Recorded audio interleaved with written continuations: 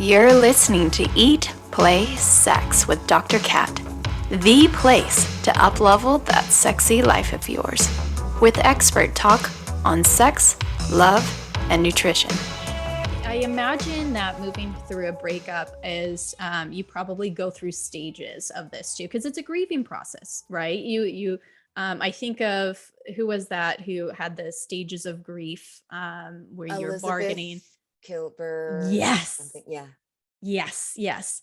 And do you see that similarly with breakups, or what would you suggest somebody to do at the beginning stages versus later on?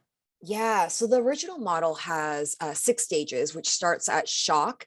And that's like the body's way of protecting itself because it causes you to not absorb the entire new reality without your partner too quickly because it'd be too overwhelming. Then it goes to denial, then depression, sadness, then anger, then bargaining, which is a form of denial.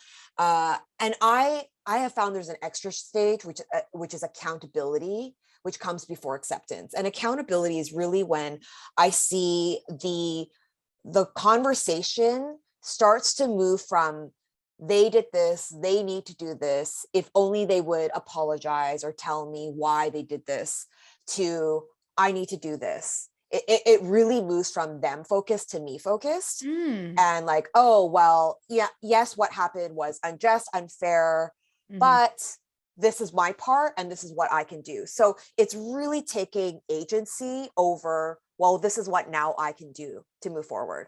And then it goes into that stage of acceptance, and people bounce back and forth. It's not a linear process, but I would say that different stages require a different strategy. So when you're in shock and denial, that stage is really, you've got to feel the feelings, right? It's like breaking your leg. You have to like not run on it. You just have to let it rest. And the same thing with the heartbreak.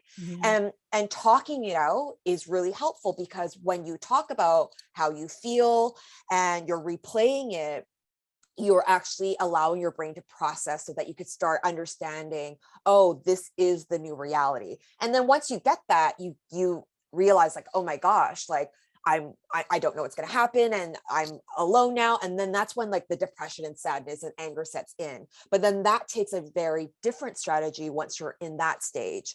So I think that, understanding which stage you're in, and again, knowing that you're going to bounce back and forth.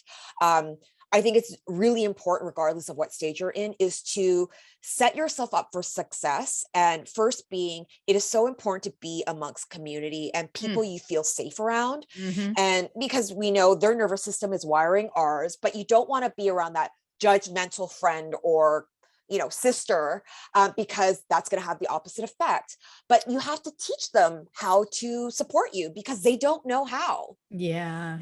Oh, that's good. Because we do want to support any of our loved ones, and we don't want to see them hurt. In fact, their hurt can, like you said, impact our nervous system. And so in attempts to calm their nervous system, we try to get rid of it and problem solve it, or, and that's not what they need. So how would you tell somebody to do that, support their friend? You make such a great point, Kat, because when someone is listening to your heartbreak story, right? And they're not equipped with the tools, a natural inclination is to get you out of the pain. That's not what you're supposed to do. Like, let's end it, right? And so let's say these platitudes like, it happened for a reason, you're so much better, or pathologizing the ex. And all of that just creates this emotional charge, and it doesn't help. So I think that telling your friends and family, hey, right now, I just need to talk it out. I just need to have permission to grieve, to feel it. I don't want advice. I just want you to listen to me. And really that's all that they can do. And if you do get to the stage when you're like, okay, I need to kind of understand some tools, my patterns, seek professional help. Not your girlfriend at the coffee shop.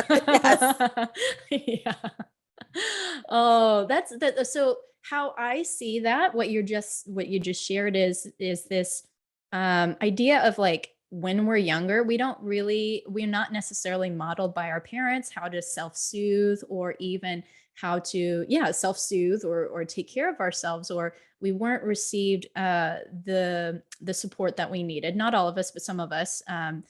And here it's advocating for ourselves, or parenting for ourselves, and giving other people the tools of how they can meet us. Because I'm thinking of, my parents, going to them, and as loving as they were, they weren't able to, they were problem solving. They'd be like, well, do this, or, and I'd be like, that's not what I need. And so here it's giving them in a loving way the tools to be able to help you in a place that's meaningful. Yeah. Lovers, thank you again for tuning in. If you enjoyed the show, hit subscribe and head over to eatplaysex.com to connect with me and grab my sexy guides. Because my goal here is to get you to eat, play, and sex better, so you can improve your sex life, which will improve every aspect of your life.